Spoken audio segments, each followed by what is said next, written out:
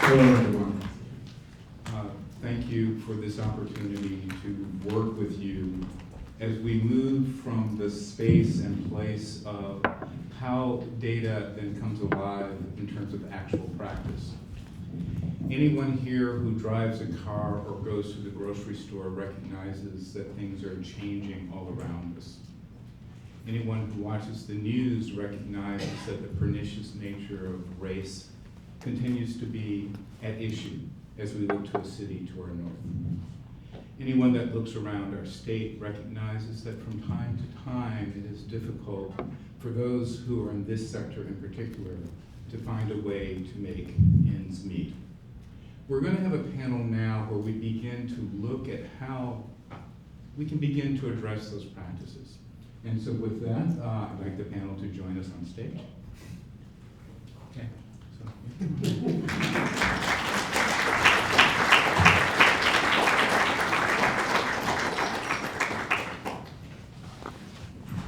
So what we're going to do now is have a conversation about the nature of some of the challenges that we face. The data spoke to the importance of coalitions, but anybody here who's ever been a part of a coalition? Anyone here ever been a part of a coalition? Okay, yeah, and you're saying it's all good? I've facilitated coalitions, and it's a thing, okay? So let us begin to deal with what are the kinds of things, what are the conditions that create that? Some of us know that the issues of a living wage are a thing.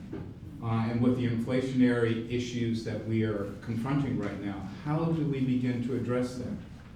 More than 70% of you have said, yes, we're working on that diversity, equity, and inclusion. But how much of what we're doing is beyond the performative, beyond the optics, the things that would be necessary to sustain that work? So rather than butcher their names, what I'm going to do is have each member of the panel introduce themselves in the way that they want to be heard and their names. They're going to provide an introduction, about 1 minute each, about like who they are and what roles that they represent. And then we're going to do an exploration. We're going to do an exploration of the kinds of things that are practices that work, the challenges that we face in that, and then some nuggets of how we might go forward. Okay? Do me cover all? No, Just just the intro. Okay. Just do the intro. That's right. Yeah.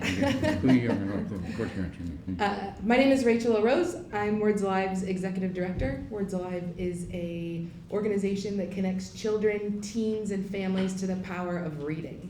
This year we'll serve 5,000 children and families throughout San Diego through our early literacy workshops, reading aloud in classrooms, and book clubs for teens.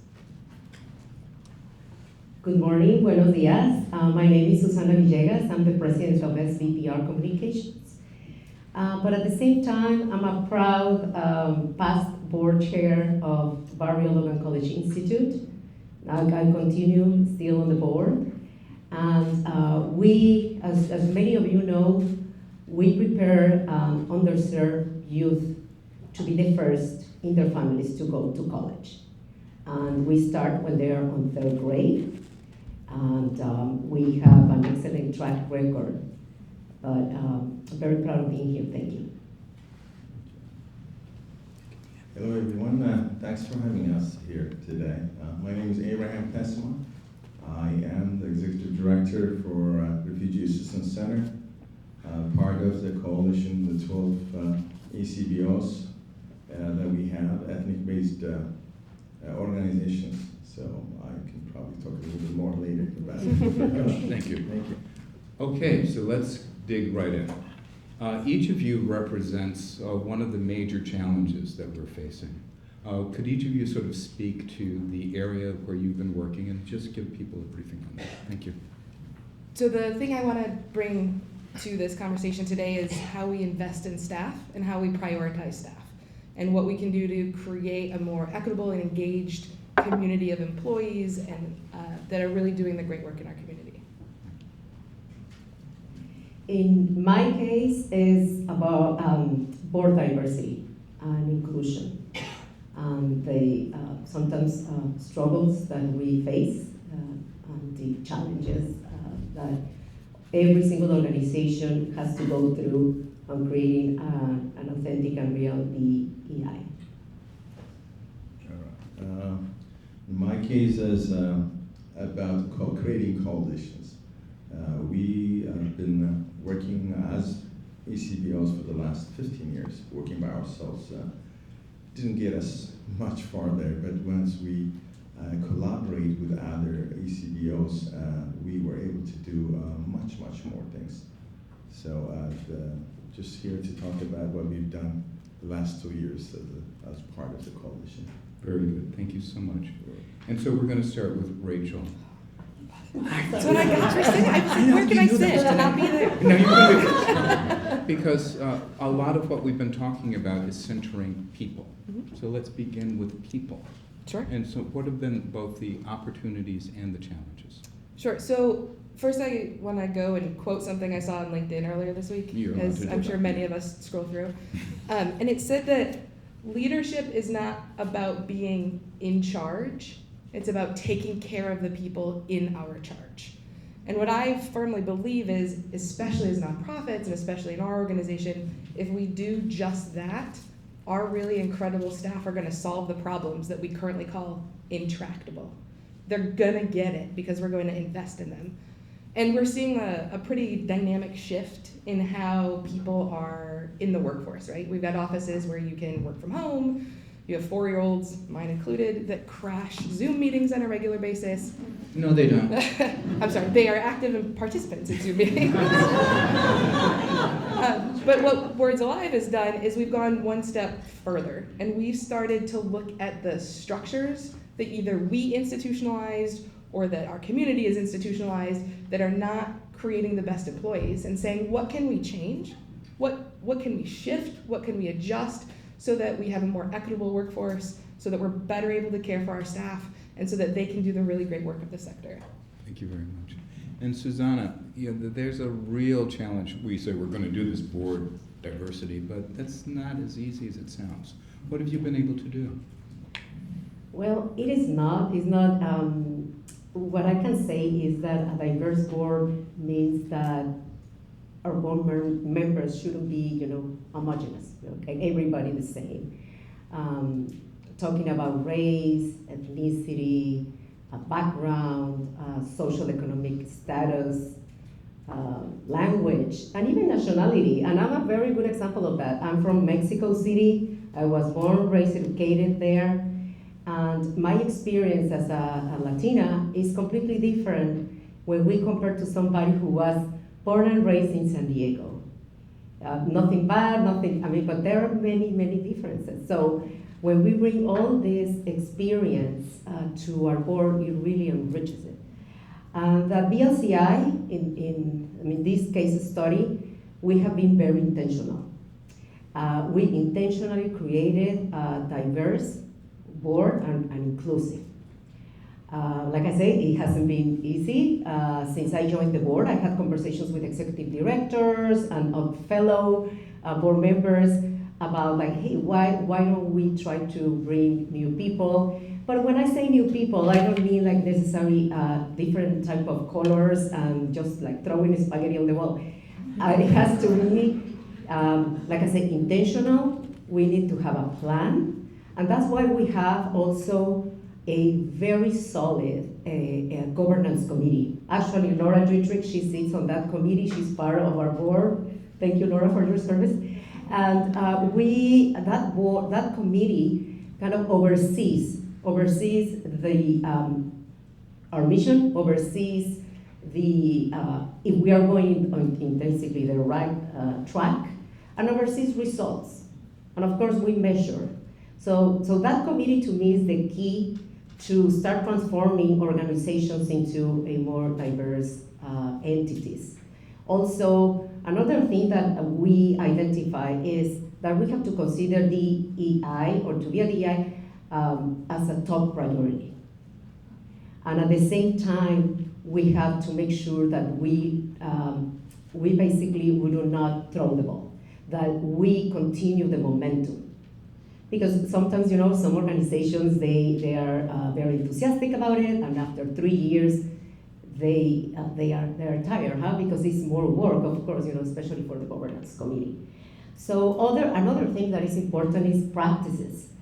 BLCI said different type of practices. We distance ourselves a little bit from the traditional board recruiting, because sometimes we just go through the same inner circles, the same community leaders, and we just see the same people sitting down on different boards, the same faces. But we are denying, this is my opinion, but I think that doing that, we are close to finding people with diverse backgrounds and people of color to be part of these important organizations. So that would be it. Okay, thank you very much. And the challenge around, the opportunity, start with opportunity. Opportunity around coalition building. It's a good question, opportunities.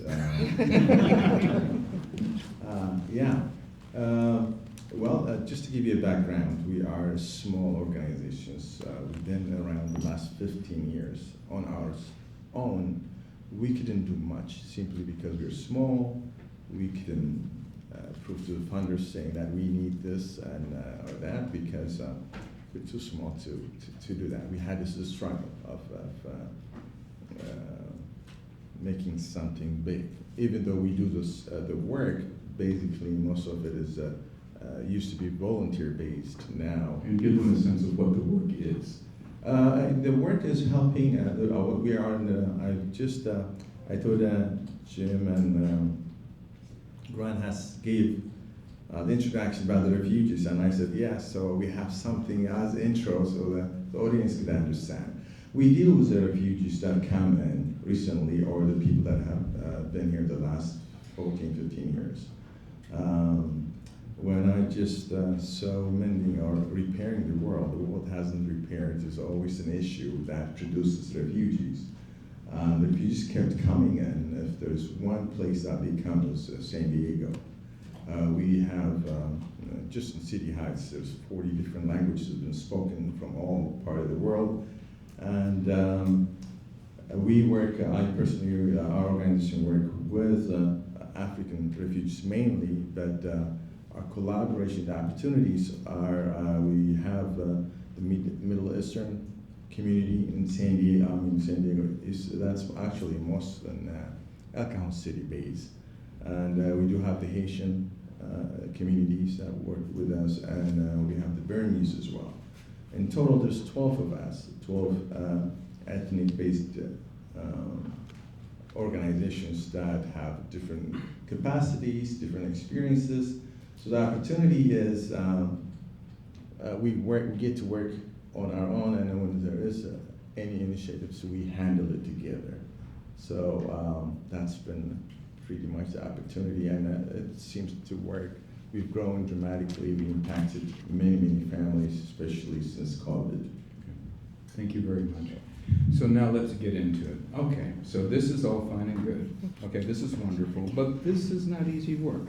Okay, so let's when we center humans, then what are some of the challenges that we're encountering? So I've been looking for the magic solution to quadrupling our budget, and it just doesn't show up usually. And I don't know if any of you have figured out how to escalate your salary budget exponentially faster, but if you have, I'm all ears. So focusing on salaries is exactly the right place to start, and we are working on that piece, but I can't move the upper side of that fast enough. So let me tell you what we've done. We said, yes, we want to focus on salaries. We want to focus on pay transparency. We are doing that work. That's going to take us some time, and it's going to take us growth trajectory. What can we do right now? First thing we did is we said we are setting the living wage in San Diego as our floor. We are not paying anybody less than whatever the city of San Diego calls a living wage. That is $17.91 today.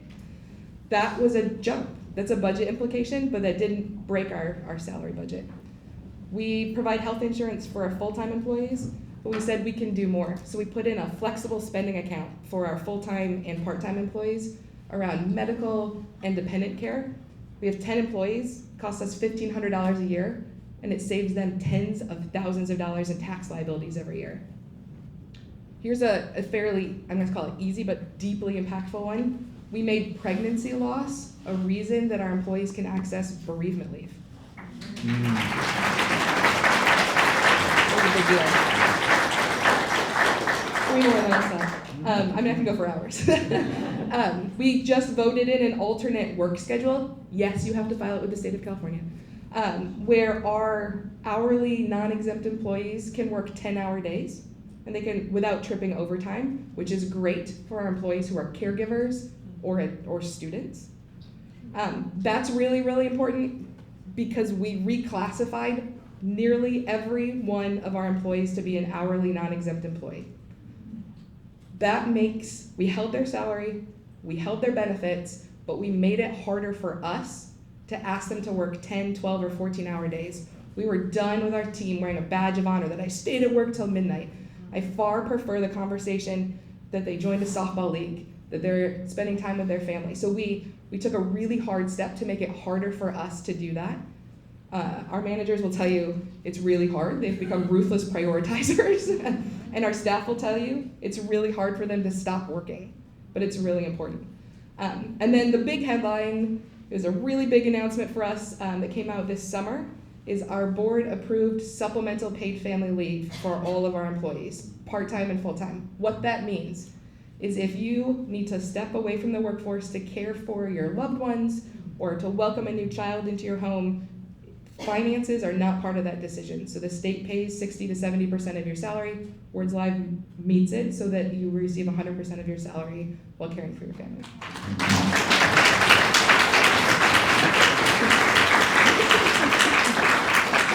Thank you. That's beautiful. Okay, then diversifying the boards, okay. How you really do that? Come on, please. Well, there are so many misconceptions about it, and we all know that. I've seen that some boards, they are afraid of that at the same time, because having a diverse board is not only like, it's not about only the financial situation. Sometimes we think that the DEI is going to happen just organically. Huh? We keep inviting different people, so we are checking the box. But I believe that in order to be successful, we have to understand first that is bringing different people from different backgrounds brings new ideas, fresh tactics, practices, but at the same time new resources. Some board members, they can bring resources, financial resources, connections, relationships, but also other type of resources through education, for example. Well, others can bring from, in my case, public relations background or marketing background. And bringing all these ideas together will enrich and will make an organization to be successful. So not only diversity in identity, but also diversity in thought and approaches and professional background. Correct. Okay. Correct. And when we do it through the governance committee, and we analyze how is the board, who do we have on the board? What are the things that we don't have yet? What type of capabilities? What type of backgrounds we are not including? And it takes time. It takes time to recruit people because it's a long-term commitment for a person to also say yes, yes, and be involved. But I think that is well worth it to wait until you have the right person for that specific thing. Thank you so much for that. And then Abraham, really, come on, coalitions, please. Yeah, it's not that hard. Okay. In the beginning, we didn't know what we were getting into. this is right before COVID, 2019, and I think the idea came and it was endowment. And instead of giving you, small money here and there, let's try to do something, and then we can give you a big chunk, so we can manage it and put it together. So we didn't know what the structure would be. We started small, and then we did get help from UCSD Refugee Unit and the Nash and Associates out here is Valerie Nash, which is who've done a marvelous job at putting us together in terms of the 12 organizations, what we needed to do in terms of getting enough funds to put things together. So what helped us is that when COVID came in, the county had to deal with all these refugees that speak different languages, and CDC is coming out with a new thing every day that need to be translated, and we had to tell the community this, and now we can't go out, and the normal practices, cultural things is no more for now. So we became very effective because we worked closely with the community. That kind of helped us to go on to the next level, and the coalition has been working very smoothly since then, so far. Okay. So we're going to work our way to the state. Sure. Okay, so what did I not ask you that you want to make sure that they know? Oh, a lot if you can. No, the 2-minute version, the 2-minute version. Well, as a coalition, what we do as work with the refugees. These are people that come in from other part of the world and here. They have to deal with the system being, assimilation. Most of them come in from rural areas. They don't speak, they don't write of English, so they come and all these big resettlement agencies bring them, and then they have a house. And they don't know what to do. A letter comes to their home, they just can't even read it and say, hey, you need to come to Social Security to get your card. They bring it to us. And from that level all the way to other complexity, having the driver license, getting a job, getting health care, and the issues they face from mental health to economic situations, getting a job. So currently as a coalition, we're working in the community health, behavioral health, economic development on that, and youth development. That's actually been supported by the current previous Sir Grant Oliphant is helping us on that. Can we give a hand with him? I've heard that he's been only here 8 months, and he just came in, so visited us and asked a question: how can we do things better? And then he had to listen to all the kind of questions that we had. We are grateful for him, and what's about to be born is that something great is about to be born here in San Diego with this kind of leadership, so we're grateful for that. And there's a lot of things I would wanted to say, but for the sake of time, if there's any question I can add. But we are we're doing well as a coalition and in tackling some of the many issues that the refugees face. Thank you.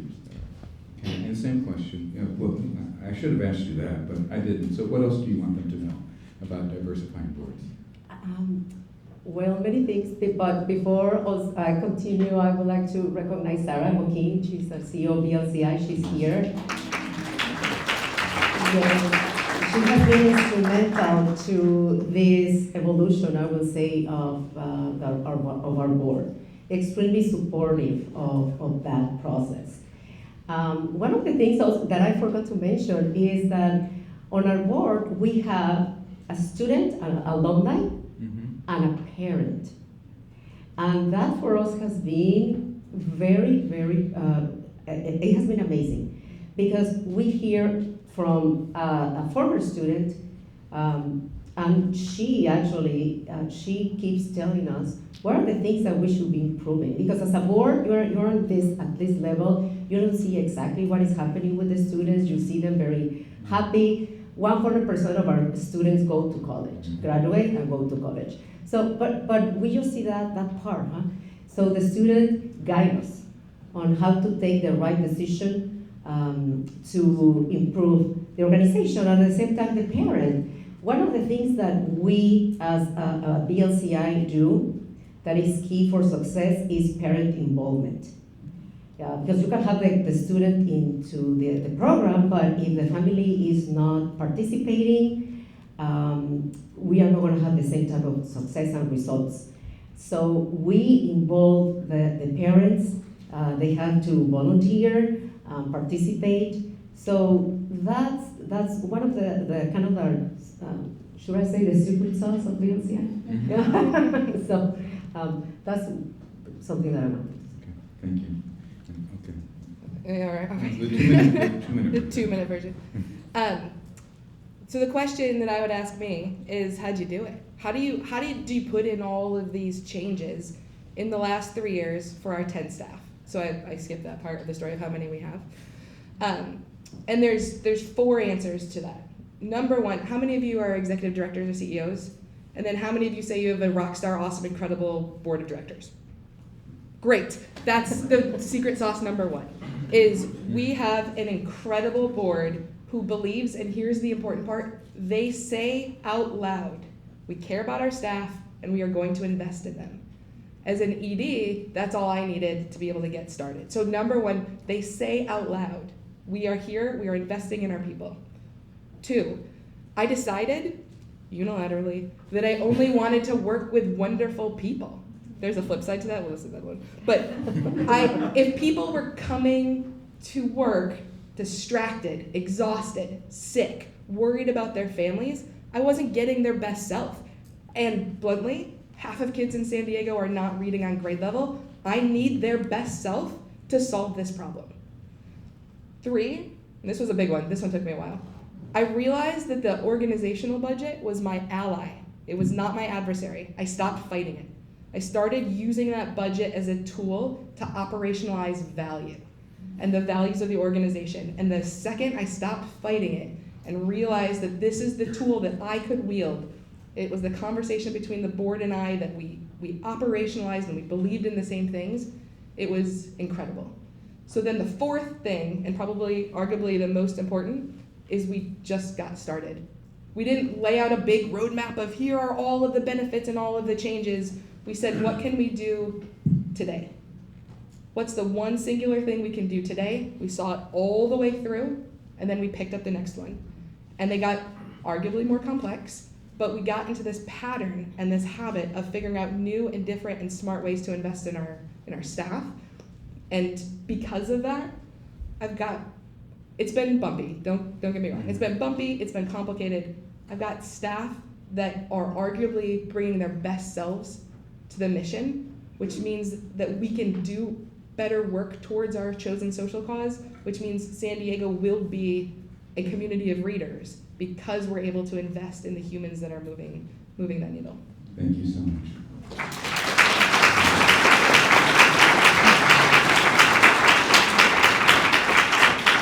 Okay, so, I do this thing called like the one breath. Okay, so you need to, like in one breath, what is the one thing that you now want them to know? This is your final word, but it all has to be in one breath. Okay, and so Susana.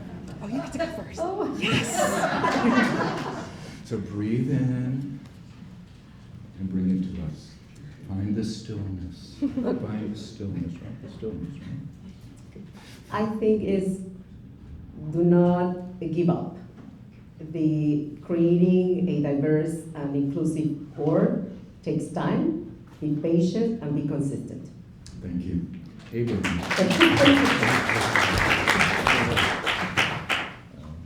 I'll have to stick with the coalition. I think it's still coalition works. It's been very successful, and we talked about the paradigm shift that happened to us, to this coalition at least, and we can be used as a template for others to use us to do more of this. So Okay, that's wonderful. my breath. That was one breath. Perfect. Talk really fast. Okay, you can talk it. People are what makes this sector work. That's it. Wow. So with that, I left all of you about 2 minutes for your questions. What would you like to know? Yes. Hello, I'm Victoria Robertson with Opera for Kids. We're relatively new, at 3 years old now, and we want to build a board. Sometimes we have a great board of advisors, but people that actually want to be on our official board, sometimes it's hard to get them to make that commitment. Have you found any strategies that work for you as far as, you know, letting them know why they want to be on the official board of a new nonprofit? Yes, we have that challenge. We have the board of directors, and also we have an advisory. What we do sometimes is that we put those people under the advisory committee, and when they are ready, they move to the full board of directors. That's not always the case. Sometimes they go straight to the board of directors. But when we feel that they are ready to move to the board, we have a conversation with them. We explain, of course, their responsibilities and everything. We try to be very transparent also with the time, because sometimes, you know, you say yes to a board, but you don't realize that it is a lot of work. Some boards can be more hands-on than other boards, but we try to kind of sell the idea of the organization, and why we explain the person why she or he is needed, that his abilities, profession, career is highly needed in the organization. And so we have a good attorney right now on the board, and he told us since day one, I'm going to be busy. I can't dedicate too many hours to VLCI. However, we also accommodate to his time. He comes to the meetings, but we have questions, or we want him at specific meetings. We understand that sometimes he's busy. So I think that it's both ways. Also express the option that you can accommodate a little bit to the person's schedules. Thank you. One more. Where is it? Oh, it's not there. Oh, there it is. Oh, was there one over there too? I don't know. I was Okay. John Peters with Dowling Yankee Wealth Advisors. You know, other than just, you know, kite check, sponsorship, board membership, how can the local corporate community continue to help you as nonprofits and organizations? Okay. In ways outside of the box that maybe we haven't thought of yet. It's my favorite topic. It's a very good question. We're thinking to have our own kind of bringing funds by having a community-based work that we can sustain ourselves, at least for the basic needs. That could be probably out of the box thinking to raise some funds and sustain ourselves and some of that. Can I add one? Mhm. I stole the mic because this is one of my favorite topics. So let's just talk about literacy, because it's a thing that I happen to know about. The solution to a literacy in San Diego is everyone being part of the solution. And so activating your employees and activating your community to be our community to be part of the solution. So that is volunteering, that is sharing information, that is encouraging your employees to read with their kids so that they're modeling it and they're understanding the deep value. Everyone has something to give and to get through this mission work. And so we spend a lot of time working with our corporate partners to create service activities which actually move forward your goals, most often your HR team building goals, with our mission. And we craft these opportunities so everyone can touch the mission and they can really feel what it means in their lives. And I think as corporate leaders, that's a very important thing, is you heard the data, but nonprofits come alive when you can feel the mission, and providing that opportunity to feel it and not just talk about it, but feel it, like in your heart of hearts. I think that's what mobilizes people to be able to be part of the solution. Thank you. Just quickly, one of the things that we did at VLCI is diversify programming. also. We serve kids in Barrio Logan, Chula Vista, and El Cajon. El Cajon program, we serve also refugees. So we have the Hispanics and refugees there. And we added a component that is soccer. So when we added soccer to our programming, immediately we received funding from different organizations and foundations like the Los Angeles 84. Now is a good partner. So that was something that we decided to do, to be a little bit more like thinking out of the box. Thank you so much. And so with that, we're at time. I want to thank you, Abraham, Susana, and Rachel, for your work. And I'd like to close with my favorite quote from James Baldwin, which is, "Not everything that is faced can be changed, but nothing can be changed until it's faced." And the three of you represent the face of change. Thank you so much.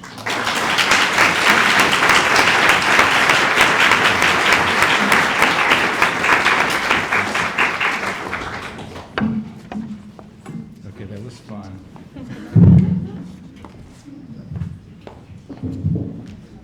Well, thank you to my wonderful colleague, Dr. Zachary Green, who leads all of our leadership development, for a wonderful conversation with Abraham, Rachel, and Susana. I'm not going to lean over anymore. Can you sort of? It's better. I am a relatively short person, but this mic is actually really short.